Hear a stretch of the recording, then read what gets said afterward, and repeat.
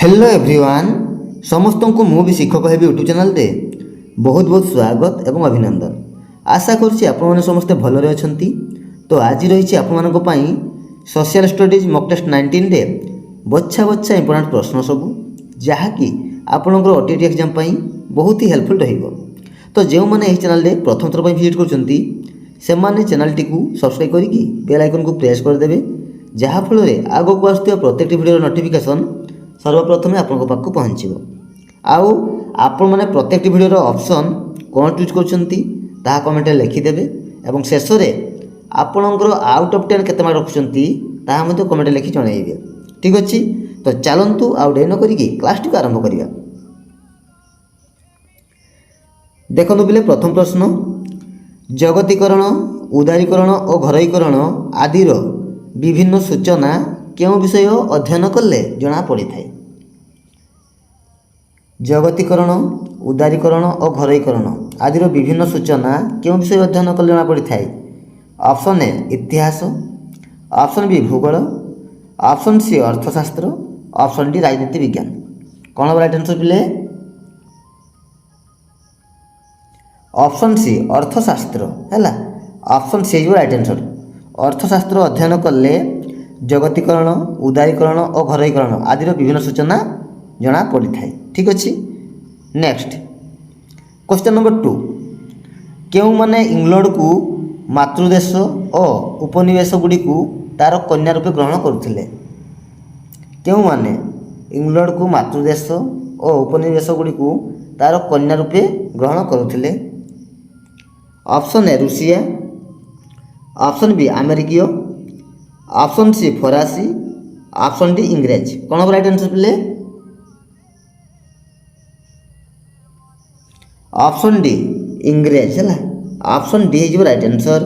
इंग्रेज माने इंग्लैंड को मातृदेश और उपनिवेश गुड़ी को तार कन्या रूपे ग्रहण करते मन रखियो। नेक्स्ट क्वेश्चन नंबर 3 गोरा कलार अवांछित भेदभाव को कौन कहा जाए। गोरा कलार अवांछित भेदभाव को कौन कहा जाए? अछुआ, वर्णवैषम्य, अजाति ना अवहेलित। कौन right answer? Option B right answer वर्णवैषम्य। ठीक अच्छे नेक्स्ट क्वेश्चन नंबर 4 सामाजिक विज्ञान अंतर्गत केउं विषय रे अतीत घटनावली सूचना मिले। सामाजिक विज्ञान अंतर्गत केउं विषय रे अतीत घटनावली सूचना मिलता है। ऑप्शन ए भूगोल, ऑप्शन बी इतिहास, ऑप्शन सी अर्थनीति विज्ञान, ऑप्शन डी अर्थशास्त्र। कौन राइट आंसर? ऑप्शन बी जो राइट आंसर है। कौन? इतिहास है। ऑप्शन बी जो राइट आंसर इतिहास। सामाजिक विज्ञान अंतर्गत इतिहास विषय रे अतीत घटनावली सूचना मिलता है। ठीक अच्छे नेक्स्ट क्वेश्चन नंबर 5 मोहनजोदारो शब्दटीर अर्थ कौन? मोहनजोदारो शब्दटीर अर्थ कौन पिले? नूतन नगरी, मृत नगरी, प्रसिद्ध नगरी ना अट्टालिकामयी नगरी। कौन राइट आंसर? मोहनजोदारो शब्दटीर अर्थ है मृत नगरी। Option B is right answer मृत नगरी। ठीक अच्छे नेक्स्ट क्वेश्चन नंबर 6 मूर्ति पूजार बहु विवाह प्रथा, जाति प्रथा तथा पर्दा प्रथा को क्यों समाज विरोध करुला। मूर्ति पूजार बहु विवाह प्रथा, जाति प्रथा तथा पर्दा प्रथा को क्यों समाज विरोध करुला। Option A Brahmo Samaj, option B Arya Samaj, option C Prarthana Samaj, option D Ramakrishna Mission. कौन right answer? Option A Brahmo Samaj. Option A is right answer. मूर्ति पूजार बहु विवाह प्रथा, जाति प्रथा तथा पर्दा प्रथा को ब्राह्मण समाज विरोध करुला मन रखियो। ठीक अच्छे नेक्स्ट क्वेश्चन नंबर 7 निम्नोक्त केउं विरोध में कंकाकालिया सरकार गठित होइथिला। निम्नोक्त केउं विरोध में कंकाकालिया सरकार गठित होइथिला। Option A Kolha, option B Santal, option C Bhuya, option D Kandh. कौन right answer? Option B right answer Santal है। सांताल विरोध में कंकाकालिया सरकार गठित होइथिला मन रखे पिले। ठीक अच्छे सांताल विरोध में କଙ୍କାକାୟା ସରକାର ଗଠିତ ହୋଇଥିଲା।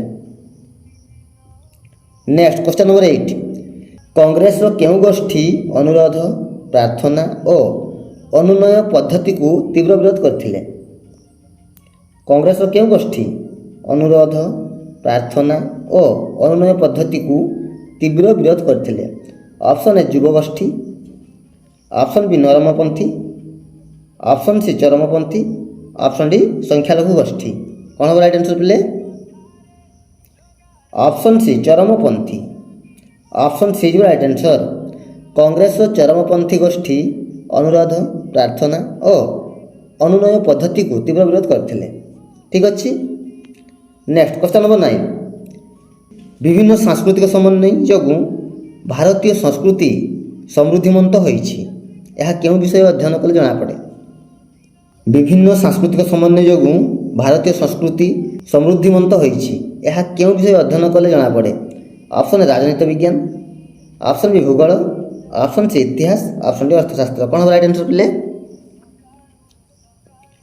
ବିଭିନ୍ନ ସାଂସ୍କୃତିକ ସମନ୍ୱୟ ଯୋଗୁଁ ଭାରତୀୟ ସଂସ୍କୃତି ସମୃଦ୍ଧିମନ୍ତ ହୋଇଛି, ଏହା ଇତିହାସ ବିଷୟ ଅଧ୍ୟୟନ କଲେ ଜଣାପଡ଼େ। ହେଲା, ଅପସନ୍ ସି ଯିବ ରାଇଟ୍ ଆନ୍ସର୍। ନେକ୍ସଟ ଦେଖ ପିଲେ, କ୍ୱେଶ୍ଚନ୍ ନମ୍ବର 10, ଶେଷ ପ୍ରଶ୍ନ, ଉତ୍ତମ ଚରିତ୍ରବତ୍ତା, ଉଦାରତା, ନୈତିକତା ଓ ରାଷ୍ଟ୍ରଚିନ୍ତାର ବିକାଶ କେଉଁ କେଉଁ ବିଷୟ ଅଧ୍ୟୟନ ଯୋଗୁଁ ହୋଇଥାଏ? ଉତ୍ତମ ଚରିତ୍ରବତ୍ତା, ଉଦାରତା, ନୈତିକତା ଓ ରାଷ୍ଟ୍ରଚିନ୍ତାର ବିକାଶ କେଉଁ କେଉଁ ବିଷୟ ଅଧ୍ୟୟନ ଯୋଗୁଁ ହୋଇଥାଏ?